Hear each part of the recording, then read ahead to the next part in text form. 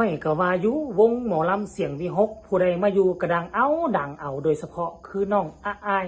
ที่จริงแล้ววงเสียงวิหกซ่อนบรมครูซ่อมแกนแท้ของหมอลำคนนี้เอาไว้ในวงนั่นเองกราบทักทายสบายดี FC ทุกคน FC ทุกท่านนะมาพบมาพ่อกับค่อยเจเบาลาวในคลิปนี้มาในมืดค่ำค่อยคำยามแรงท่านผู้ชมหวังว่า FC ทุกท่าน FC ทุกคนคงจะกินข้าวกินน้ำกันเป็นทีเรียบร้อยแล้วแหละเนาะบางคนก็กินข้าวแล้วก็สิมานางโซเล่กันอยู่ทั้งหน้าบ้านแบบคือเจเบาลาวนี่ได้เพราะว่าอยู่ทั้งในเฮือนนี่มันฮ้อนมันอบมัน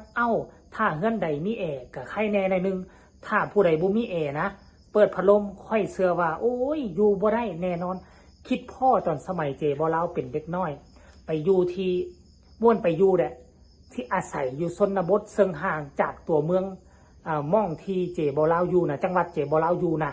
ประมาณ50กว่ากิโลเมตรแล้วมันบ่มีเส้นทางไปฮอดถ้าเส้นทางยังบ่ทันทะลุไปฮอดตอนเจเบาลาวอายุราวๆประมาณ 7-8 ปีนะต้องในย่างลัดผู้ลัดพาเข้ามาในเมืองและยังจำได้ติดตาเลยปัจจุบันฮอดย่ำฮ้อนน้ำใดพอกับแม่น่ะต้องได้ไปเอาวีเอาพัดภาษาลาวเอิ้นว่าภาษาไทยเอิ้นว่าพัดภาษาลาวภาษาอีสานเอิ้นว่าวีที่สานเอาไม้ไผ่สานเอานะวีมืดค่ำมืดคืนแต่ว่าตอนเฮายังน้อยๆนะเฮาก็จื้อแน่บ่จื้อแน่ฮู้แน่บ่ฮู้แน่คำว่าฮ้อนนั่นน่ะแต่ว่าผู้ที่ทุกข์ผู้ที่ยากผู้ที่ลำบากก็คือพ่อกับแม่ต้องได้รับภาระหน้าที่ลูกอยู่ทั้งสองข้างเนาะน้ำพ่อน้ำแม่น่ะเป็น5-6คนต้องได้วีผู้นั้นวีผู้นี้โอ้ยผู้ใดเป็นเอื้อยไงแน่อายุ11-12 ปีแน่ก็สิได้วีน้องๆช่วยพ่อช่วยแม่ภาพบรรยากาศนี้ยังติดตาติดใจไฟฟ้าก็ยังบ่มีคันท่ามีไฟฟ้าแห้งฮ้อนขึ้นไปตื่มมืดมีแต่ตะเกียงหน่วยเดียวฮ้อนก็ฮ้อนดึกดื่นคันลูกนอนรับเลยขึ้นมาฮ้อนก็ห้องให้พ่อแม่ก็วีวับกอมแล้วก็นอนรับไปเดี๋ยวซี่นะท่านผู้ชมเนาะคิดฮอดตอนสมัยนั้นทุกมื้อนี่ยังใครว่ามีพัดลมแต่มีพัดลมมันก็ยังฮ้อนอยู่ท่านผู้ชมเอ้ยเอากลับคืนมาสู่มาข้อรักของบางเฮาออกนอกเรื่องนอกราวไปแล้วเนาะเป็นอย่างเจเบาลาวจึงว่าวงเสียงวิหกบ่มซ่อนบรมครูหรือว่าบ่มซ่อนอดีตนางเอกหมอลำไว้ในวงเสียงวิหกหรือบ่ค่อยว่าแล้วว่าเป็นอย่างคนมาอยู่วงเสียงวิหกเป็นคนรุ่นน้อยจึงว่าเก่งเรื่องการฟ้อนการร้องการรำแล้วก็ประสบผลสำเร็จโดยเฉพาะคือน้องอาอายสกุลนพรของพ่อแม่นั่นเองว่าน้องอาอายนี่ได้จากผู้ใดมาเป็นอย่างน้องจึงกล้าแท้กล้าหาญขึ้นเวทีบ่อับบ่อายแล้วกล้าแสดงออกแล้วน้ำเสียงการเว้าการจาการห้องเพลงกับบ่ธรรมดาเพราะฉะนั้นแล้วน้องอาอายนี่ได้ DNA ผู้ใดมาบางคนก็ว่าก๊อปปี้บอสนกก๊อปปี้ผู้นั้นก๊อปปี้ผู้นี้แต่ว่าบอสนกหาก็เอาน้องอาอายมาอยู่นำได้แต่ปีเดียวปีปลายแล้วน้องอาอายไปซึมซับมาจากผู้ใดบาดที่จริงแล้วมาเห็นวิดีโอการเคลื่อนไหวของบุคคลคนนี้โอ้เจเบาลาวจึงถึงบางอ้อ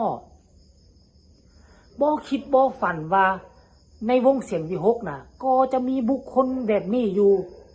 ก็คือญาลำด่วนของน้องอาอายนั่นเองถ้าผู้ใดไปเบิ่งอยู่ในแฟนเพจของเราไปเห็นการร้องการรำของเรานะบ่แพ้ไผเลยทั้งที่เราอายุซ้ำนี่ถ้ากรณีว่าเราอายุยังน้อยอายุเรา30-40 ปียังมีโอกาสที่จะขึ้นเวทีได้จะเป็นไปได้บ่ท่านผู้ชมเอาญาลำนี่ขึ้นเวทีเคียงคู่กับน้องอาอายจักเพลงบ่ท่านผู้ชมมันจะเป็นไปได้บ่เป็นอย่างเจเบาลาวจึงว่าทั้งจันอยากให้พวกเจ้าไปฟังเบิ่งไปฟังการห้องการฟ้อนการล่ำของญาล่ำสากล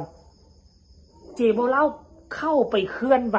เข้าไปเบิ่งข้อมูลอยู่ใน Facebook บางทีนี่ไปเห็นแหนอยู่ในแฟนเพจส่วนตัวของญาล่ำเราครับเราล่ำเสียงบ่ธรรมดาน้องอาอายต้องได้มาจากเราใน DNA ได้มาจากไผ่ใต้มาจากญาล่ำนี่แหละท่านผู้ชมไปเบิ่งแล้วจึงมาพ่อกันในช่วงต่อไปเด้อโตขนมผู้ชายปากหวานหลอกลวงอย่างหน้าบานหลอกลวงอย่างหน้าบานน้ำตาลก็ยังไม่เท่าหลอกเอาคำพูดไม่จริงตัวหญิงหลมโตขนมบางอย่างเป็นแม่ห้างเจ้าหลายเทียศาสตร์วะแนวหมากเรือมันบ่หวานกันเหม็นอยู่ต้น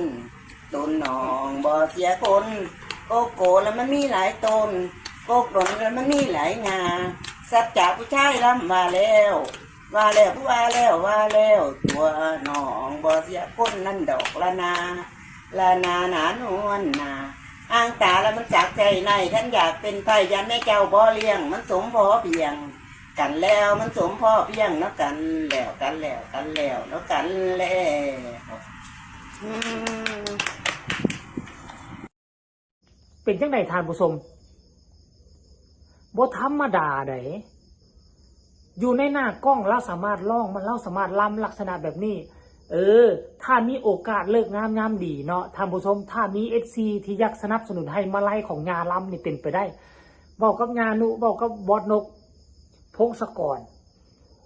เอางาล้ำแต่งใส่สุดเพชรลองเบิ่งลองไปถามเราเบิ่งเนาะลองไปถามลองไปสัมภาษณ์งาล้ำเบิ่งว่าไปเฮียนก่อนร้องก่อนล้ำมาจากไผเสียงคือมามวนแท้ถ้ากรณีว่ามีโอกาสขึ้นเทิงเวทีนี่งาล้ำจะขึ้นบ่ถ้าแต่งสุดเพชรอยากเฮ็ดบ่อยากแต่งบ่ลองเบิ่งท่านผู้ชมเนาะถ้ามีคนตกลงสิเอามาไล่ให้เราค่อยคิดว่าเราต้องขึ้นแน่นอนเลยท่านผู้ชมเนาะบางครั้งพวกเฮาเจ้าค่อยกับบ่ฮู้ที่ไปที่มาของครอบครัวเขาแม่นอยู่ว่าต้นตระกูลของน้องอายอาจจะบ่ได้เป็นหมอลอกหมอลำเนาะแต่ถ้ากรณีว่ามีผู้ใดผู้หนึ่งเป็นปู่ย่าตายายมักการห้องมักการลำในเมื่อก่อนนี่บ่มีเวทีใหญ่ไม่สิก็ไปฟ้อนแยงห้องลำทำเพลงเอาปากเป่าในห้องมันก็สามารถซึมซับเข้าในสายเลือด DNA โดยเฉพาะได้ทานผู้ชมเนาะแล้วน้องอายนี่สีหน้าท่าทางด้วยลักษณะรูปร่างแล้วก็ก๊อปปี้ญาลำมาบ่แม่นน้อยท่านผู้ชมเพราะฉะนั้นแล้วมันก็เลยเฮ็ดให้เจบ่เรามาเอะใจว่าโอ้ว่าน้องอายสามารถห้องสามารถลำเสียงดีกล้าแสดงออกได้ขนาดนี้ต้องได้มาจากญาลำเพราะว่าจะลืมว่าน้องอายนี่บ่ได้อยู่น้ำพ่อน้ำแม่ตั้งแต่เด็กตั้งแต่น้อยน่าจะตั้งแต่นั่งแบบเบาะแล้วญาลำนี่เป็นผู้บ่มเพาะเป็นผู้ชุบเลี้ยงมาเพราะฉะนั้นก็มีบางสิ่งบางอย่างที่น้องอายต้องได้เอาจากญาลำซึมซับมาจากญาลำมาเนาะมาเห็นมื้อนี้ค่อยจึงฮู้ว่าเรื่อง DNA นี่เนาะมันสามารถซึมซับและถ่ายทอดให้กันได้โดยที่พวกเขาไม่ต้องไปสอนอีกอย่างมากมายเนาะอันนี้ก็คือการเคลื่อนไหวของญาลำเนาะถือว่าเป็นผู้นึงแหละที่รักบ่มรักซ่อนหรือว่าญาลำนี่สมัยก่อนบ่กล้าแสดงออกบ่กล้าห้องลำทำเพลงแบบนี้บ่หากะสิมาอยู่ในวงเสียงวิหกได้ปีนึงเนาะได้ฤดูกาลนึงก็เลยว่าเฮียนเอามือเล็กๆละน้อยบ่ฝึกฝนรอหลอมน้ำหลานอายหรือว่าเบิ่งผู้นั้นผู้นี้อยู่ในเสียงวิหกแล้วก็สามารถห้องลำทำเพลงได้นะนี่บ่แต่ว่าเจ๋บ่ลาวคิดว่าคงจะบ่แม่นแนวนั้นต้องเป็นมาตั้งแต่เป็นแซ่เป็นสาวแน่นอนเราต้องมักการห้องการลำเราต้องมักกันแสดงออกแต่ว่าช่วงสมัยก่อนวงหมอลำบ่แม่นว่าทุกคนจะไปยืนอยู่บนเวทีได้บ่แม่นว่าเขาสิย่างไปดุ้มๆแล้วไปสมัครได้มันบ่คือทุกมื้อนี้คันทุกมื้อนี้คันเจ้าบ่เป็นคันถ้าเจ้าตั้งใจไปขอกราบเขาเป็นครูบาอาจารย์เจ้าก็อาจจะได้ขึ้นอยู่ในเวทีเขาเฮียนซ่อมฝอนร้องก่อน